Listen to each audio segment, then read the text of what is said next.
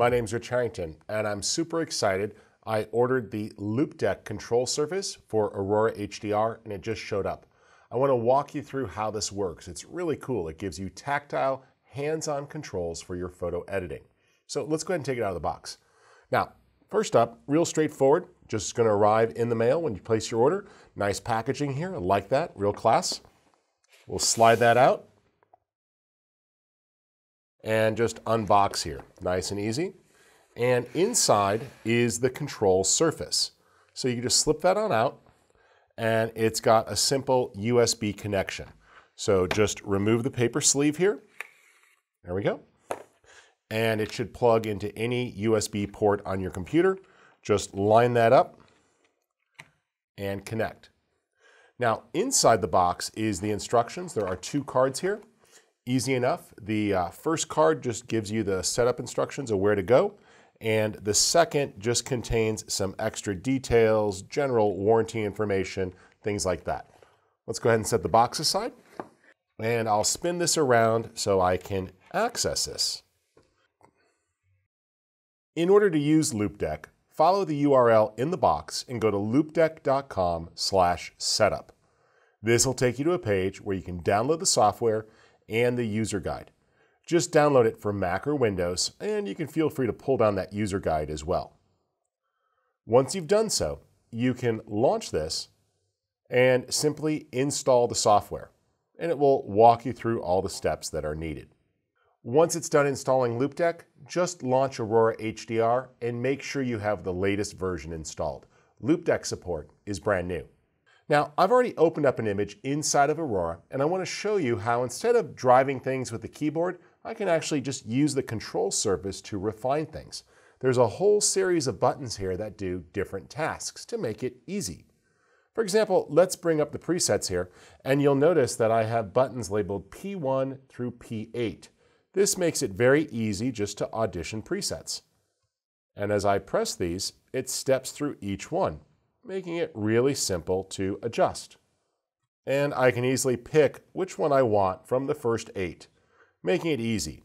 This is particularly effective if you load up presets and mark them as your favorites.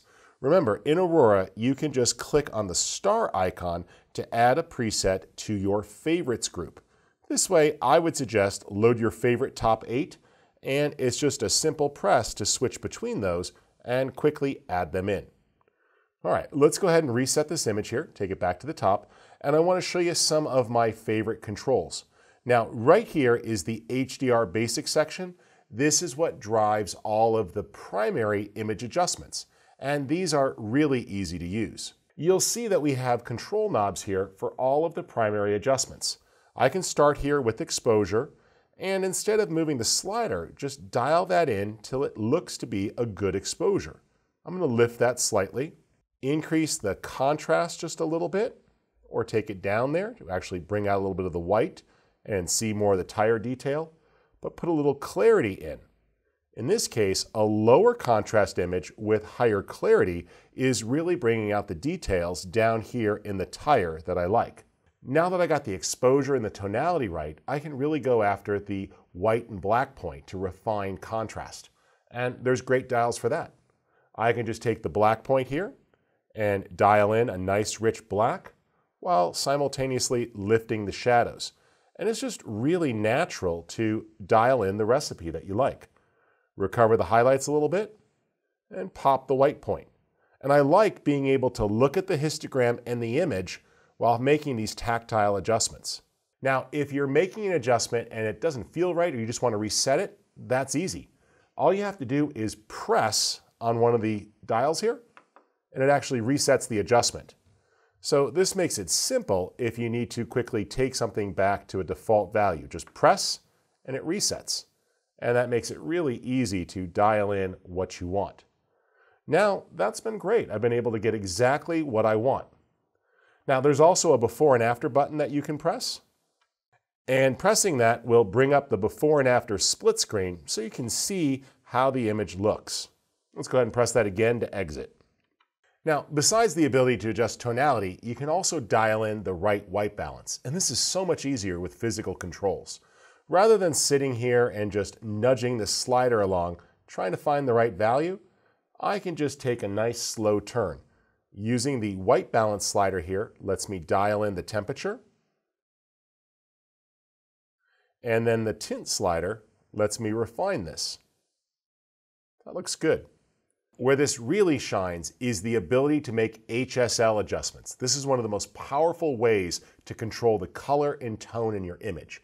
H is hue, S saturation, and L is luminosity. Really the color, the intensity of color, and the lightness or darkness. And there's physical control wheels here, which makes this so simple. What I can do is dial in the colors that I want. So I can tap hue, saturation, or luminosity. Let's start with luminosity here, and I'm going to go after the greens and the yellows. Now, this is a little easier to see if we take a look right here at the tab, so you can watch these changes happen, but I'm able to dial in changes here to the yellow or the greens, or perhaps a little bit the blue. And you notice that what I did is really refined the wheel there. Tapping again will also reset, but notice how we can dial that in to get the right intensity. Now, I'm going to press the saturation button and bring out the color of the greenish blue. Let's roll the blue dial and the green dial up, and you see that that color is just lifted. Do a little bit on the yellow there as well for increased saturation. But I'm going to tone down the oranges, which affects the intensity of the light on the sand. Now let's switch on over to hue here. I'll just press the hue button. And now I can make easy changes. Rolling the green value, for example, to make it greener or a little bit bluer. Let's do the same there on the yellow, taking that to be a little bit more golden. I like that, and we'll shift the orange too. These sort of physical controls really allow you to stay focused on the image while you're making adjustments. Where this also gets cool is you can actually take the image full screen. If I press the full screen button, even while I'm full screen, I can continue to make changes in the image. You'll notice here that I can adjust things, such as refining the exposure here.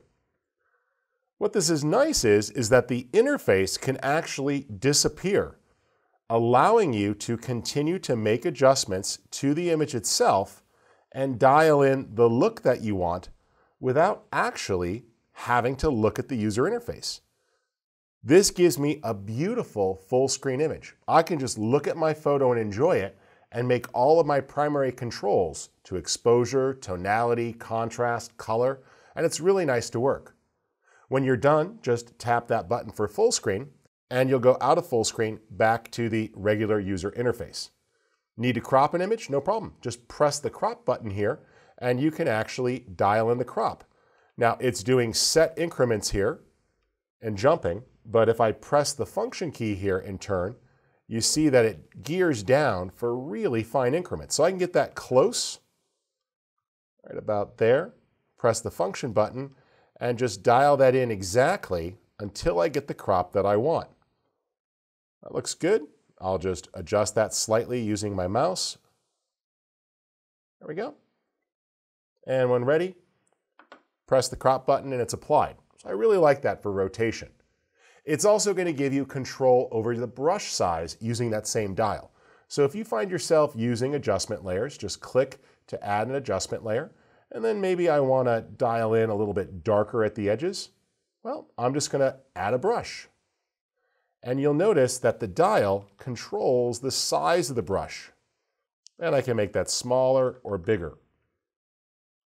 Using C1 for control, I can also adjust the feather of the brush with that inner radius there. So let's go with a lot of feathering. Now I'm just going to erase away this part of the image to bring it back to normal exposure so it shows through. If you look at the mask there, you can see what we did is we erased away so that the subject comes back through, but the rest falls off. And it's really great to be able to just adjust those controls very easily like you see there. Looks good. Let's go ahead and switch back here to the regular image. And there's the one with the adjustment layer. I like that a lot. Now, the different controls here are really quite useful. There are a handful of buttons that aren't currently mapped to any Aurora HDR functions. These are tied to things like making selects and picks, and these will be designed to work with a digital asset management tool. For example, you might see these in a forthcoming piece of software from us when we add digital asset management to Luminar. And these are designed for things like ratings and picks and star ratings. Now, you can continue to play with the rest of the buttons, finding what works well for you. There are a great handful of controls here, so you can really dial things in. Also, just the ability to do undo and redo. Want to change your mind? Just tap a button and you can step backwards through the different changes that you've made. Want to go back forward? No big deal. Just press redo and it steps forward. This is the initial release with Aurora HDR with support for Loupedeck. Be sure to keep your software drivers up to date as the Loupedeck team continues to refine the experience and add more functionality based on user feedback. But this great integration between Loupedeck and Aurora HDR really gives you a new way to work. It allows you for great full screen editing and to really get hands-on with tactile control. Be sure to consider giving it a try. You can find out more information at loupedeck.com. That's Loupedeck.com.